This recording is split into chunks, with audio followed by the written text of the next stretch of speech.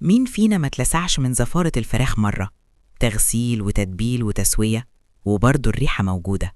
يبقى لازم نرجع خطوة لورا ونعمل الصح. تعالي بقى أقولك كل الحكاية من أولها للآخر، وخلي بالك من كل حرف. أول حاجة الغسيل الصح. الفراخ لازم تتغسل بمية ساقعة من الحنفية أو الفلتر، لا دافية ولا سخنة.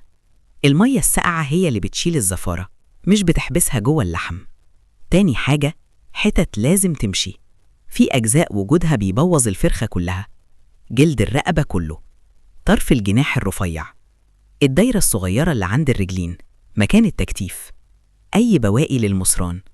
ملحوظة مهمة قوي، ما تشيليش الدهون اللي من ورا، دي دهن العتائي وطعم الشوربة كله فيها.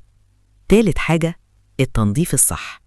خلي عندك برطمان دايما في المطبخ، دقيق زائد ملح زائد جنزبيل. الجنزبيل هنا بطل الموضوع. تدعكي الفرخة كويس قوي من كل ناحية، وبعدين شطفة حلوة بمية ساقعة.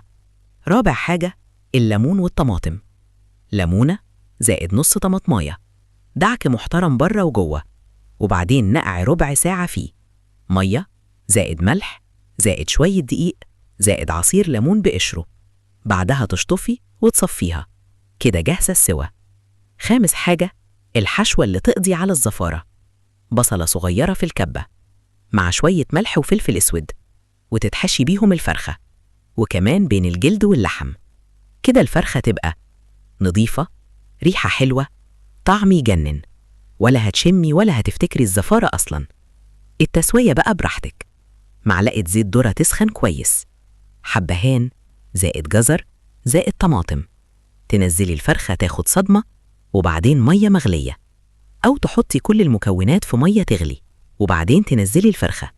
سر التقيلة التقيلة، لو معاكي وقت بعد ما تتبلي الفرخة بالبصل والفلفل، حطيها في الفريزر 3 ساعات، وبعدين سويها. لحمة طرية ناعمة وما بتشدش أبداً. ساعات نسوي لحد ما تتهري وبرضه اللحمة بتشد. جربي الطريقة دي وادعيلي يا عسل، ريحة الشوربة هتجنن. هتشربيها وتسيبي الفرخة وتعملي عليها أحلى أكل. لو الكلام ده فادك، اعملي لايك، شير، وسيبي كومنت حتى لو بدعوة حلوة. اللايك مش هيفرق معاكي، بس بيفرق معايا جدا علشان نكمل وننزل كل جديد. وما تنساش تصلي على الحبيب صلى الله عليه وسلم.